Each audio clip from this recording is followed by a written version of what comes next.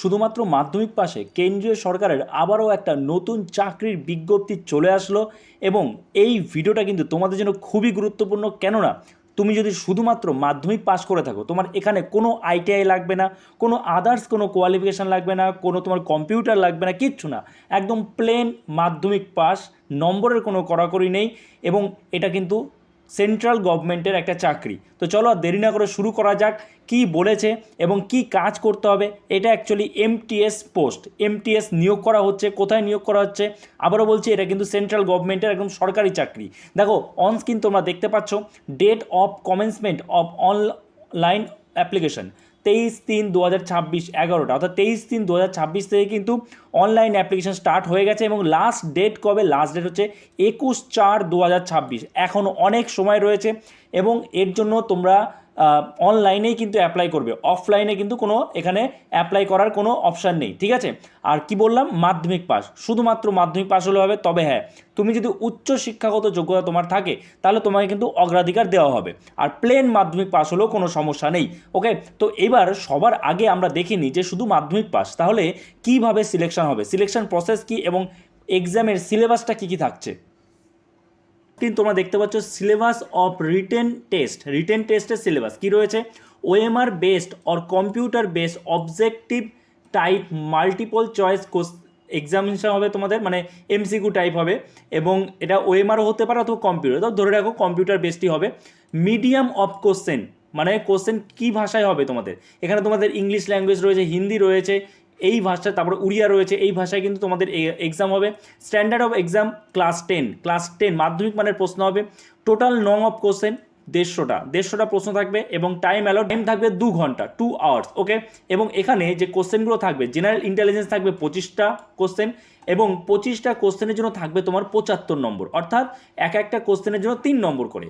আর negative marks এখানে থাকছে 1 negative mark for every wrong answer, মানে তুমি যদি একটা প্রশ্ন ঠিক উত্তর দাও তাহলে 3 নম্বর পাবে, আর একটা প্রশ্ন যদি ভুল উত্তর দাও তাহলে তুমি কিন্তু 1 নম্বর কাটা যাবে তোমার প্রাপ্ত নম্বর থেকে, ঠিক আছে। তারপরে কোয়ান্টিটিভ অ্যাপটিটিউড থাকবে 25টা কোশ্চেন, একই রকম 75 নম্বর, এবং জেনারেল অ্যাওয়ারনেস রয়েছে, এটা জেনারেল অ্যাওয়ারনেসে তোমার 50টা প্রশ্ন থাকছে।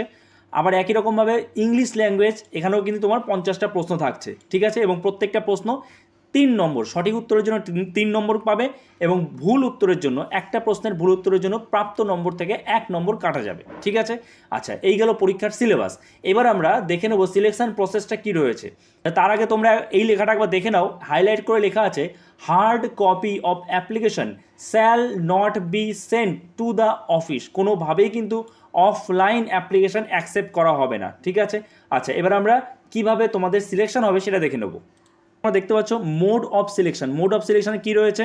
In accordance with CISR guidelines and will be notified in due course of time, অর্থাৎ তোমাদের মোড অফ সিলেকশনের মধ্যে সবার প্রথমে তো একটা রিটেন এক্সাম হচ্ছেই, ঠিক আছে, এবং এই রিটেন এক্সাম তোমরা সবাই দিতে পারবে।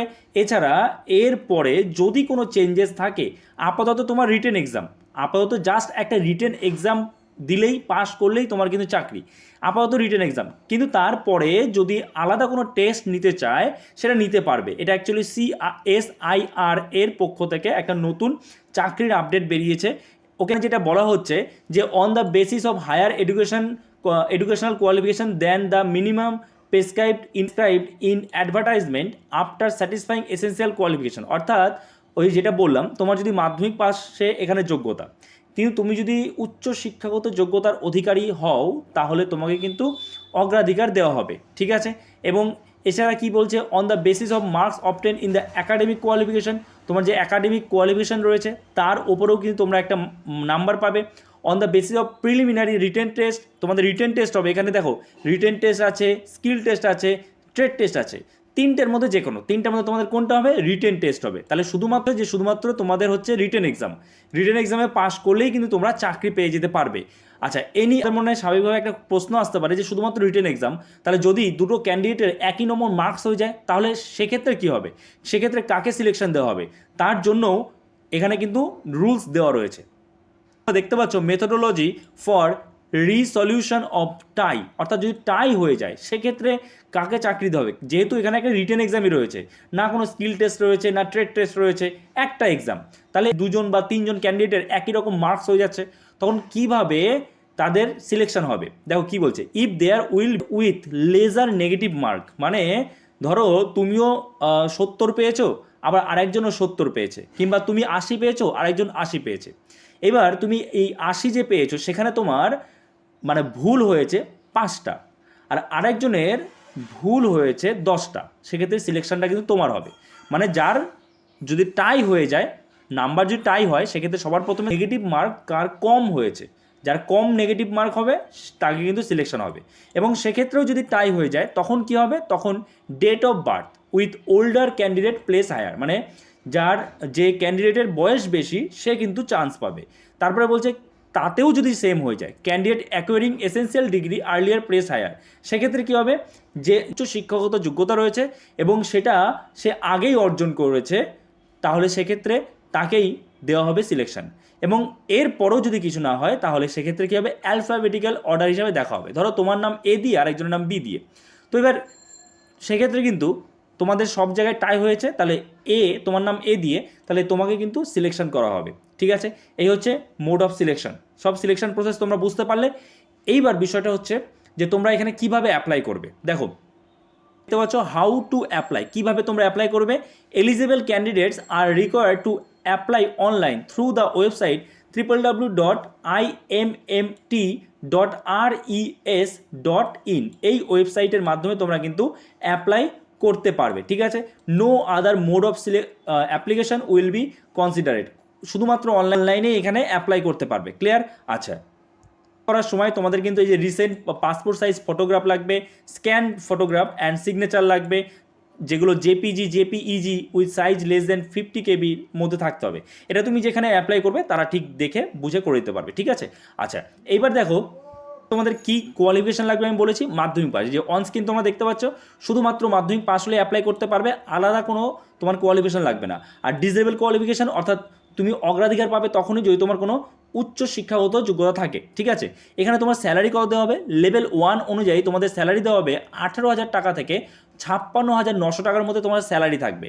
এবং তোমাদের এজ কত থাকবে, কোন পোস্টে নিয়োগ করা হচ্ছে, তোমাদের কিন্তু নিয়োগ করা হচ্ছে মাল্টিটাস্কিং স্টাফ পোস্টে। ঠিক আছে, এবং তোমাদের এজ কত, 18 থেকে 25 বছর। এছাড়াও যারা এসসি সরকারি নিয়ম অনুযায়ী বয়সে ছাড় পাচ্ছ, তারা একইভাবে কিন্তু এখানেও বয়সে ছাড় পাবে। এসসি এসটি হলে তুমি কবে থেকে গুনবে, তোমার এজটা গণনা করা হবে 21/4/2026, 21/4/2026 অনুযায়ী তোমার এজ যেন, যে জব রিকোয়ারমেন্ট, তোমাদের কি কি কাজ করতে হবে সেটা একটু বুঝে নাও। দেখো এমটিএস এর কাজ অনেকেই বোঝে না, এক এক জায়গায় একরকম। এমটিএস মানে মাল্টিটাস্কিং স্টাফ, তোমাকে বিভিন্ন ধরনের কাজ করতে হবে। তো এখানে পরিষ্কার বলে দিয়েছে জব রিকোয়ারমেন্ট কী রয়েছে। জব রিকোয়ারমেন্ট রয়েছে এখানে office maintenance work, opening or closing the section department overall, cleaning of furniture and equipments, receiving dak, তারপরে diary distribution and dispatch of dak, তারপরে physical maintenance of records, files, registers in general administration, finance and account, stores, purchase etcetera. মানে এক কথায় বলতে গেলে বলতে পারো এটা পিওন বা গ্রুপ ডি লেভেলের কাজ। ঠিক আছে, যদিও এমটিএস বলা হয়েছে পোস্টের নাম, তো তোমাদের এই ধরনের কাজ কিন্তু করতে হবে। ঠিক আছে, আর স্যালারিটাও দেখলে স্যালারিটা বেশ ভালো পরিমাণ রয়েছে, 18,000 টাকা থেকে 56,900 টাকা স্যালারি রয়েছে। আচ্ছা, এটা তোমাদের পোস্টিং কোথায় হবে, তোমাদের কিন্তু পোস্টিং হবে এটা ভুবনেশ্বরে। এবং এখানে টোটাল পোস্ট রয়েছে কটা, 7টা পোস্ট রয়েছে, যেটা জেনারেলদের জন্য 2টো। এখানে কত টাকা অ্যাপ্লিকেশন ফি দিতে হবে, দেখো অনস্ক্রিন তোমরা দেখতে পাচ্ছ। এখানে যারা এসসি এসটি পিডাব্লিউবিডি এক্স সার্ভিসম্যান কিংবা উমেন ক্যান্ডিডেট আছো, তাদের কিন্তু বা মহিলা ক্যান্ডিডেট আছে, তাদের কিন্তু কোনো রকম অ্যাপ্লিকেশন ফি লাগছে না। কিন্তু বাকি অল আদার ক্যাটাগরিজ তাদের কিন্তু 500 টাকা করে অ্যাপ্লিকেশন ফিস লাগছে। এবং এই অ্যাপ্লিকেশন ফি কী বলেছে, পেমেন্ট থ্রু নেট ব্যাঙ্কিংয়ের মাধ্যমে তোমার দিতে হবে। এবং অ্যাকাউন্ট নেম তোমরা দেখতে পাচ্ছ এখানে সব ডিটেলস বলা আছে, এই অ্যাকাউন্টে তোমাদের অ্যাপ্লিকেশন ফিটা দিতে হবে। ঠিক আছে, ঠিক যেভাবে বলা আছে এইভাবে তোমার দিতে হবে। ওকে, আশা করি তোমরা বুঝতে পেরেছো। এটা কিন্তু সেন্ট্রাল গভর্নমেন্টের চাকরি, CSIR institute of minerals and materials technology Bhubaneswar থেকে এই পোস্টটি প্রকাশিত হয়েছে। যারা যারা অ্যাপ্লাই করতে চাও তাড়াতাড়ি অ্যাপ্লাই করে ফেলো। অবশ্যই সিরিয়াস ক্যান্ডিডেট হলে অ্যাপ্লাই করো, কারণ দেখো 500 টাকা অ্যাপ্লিকেশন ফি, তুমি যদি সিরিয়াস না হও যে না আমি কোনোভাবে পরীক্ষা দিতে থাকি, এরকমভাবে অ্যাপ্লাই করতে যেও না। 500 টাকা অ্যাপ্লিকেশন ফি রয়েছে, সেটা ভেবে চিনতে। এবং এছাড়াও যাদের অ্যাপ্লিকেশন ফি নেই তাদের কিন্তু ভুবনেশ্বর গিয়ে পরীক্ষা দিতে হবে। তো তুমি যদি সিরিয়াস ক্যান্ডিডেট হও তাহলেই তুমি অ্যাপ্লাই করো, আমি সবসময় বলবো। আর আরেকটা বিষয় যেটা, যে এই যে এর যে অফিসিয়াল নোটিফিকেশান তোমরা কোথায় পাবে, আমি ডেসক্রিপশানে আমাদের যে টেলিগ্রাম চ্যানেল আছে সেই টেলিগ্রাম চ্যানেলের লিঙ্ক দিয়ে দিচ্ছি, তোমরা টেলিগ্রামে জয়েন হয়ে যাও, সেখানে তোমরা এর একদম অফিসিয়াল নোটিফিকেশনটা পেয়ে যাবে। ঠিক আছে, ক্লিয়ার? আশা করছি তোমরা বুঝতে পেরেছো।